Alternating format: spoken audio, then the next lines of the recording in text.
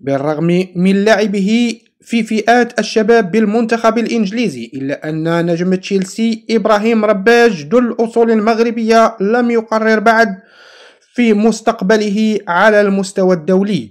وبينما لا يزال اختيار اللاعب البالغ من العمر 16 عاما والذي يمكنه تمثيل المغرب وإنجلترا غير واضح، فقد نجحت الجامعة الملكية المغربية لكرة القدم من خلال مديرها الفني البلجيكي كريس فان بويفيلدي وفريقه من الكشافين في إقناع رباج بالانضمام إلى المنتخب الوطني المغربي وحمل ألوان بلد والده خلال الاستحقاقات المقبلة.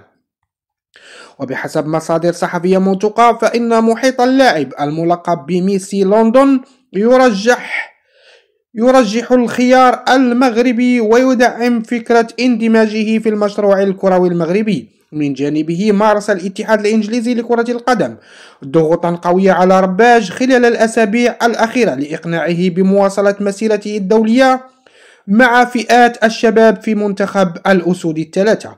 ويحظى رباج باهتمام كبير من جانب الاتحاد المغربي، خاصة بعد الأداء الرائع الذي يقدمه، حيث وفي آخر مشاركاته سجل 52 هدفا وقدم 60 تمريرة حاسمة في 40 مباراة خاضها.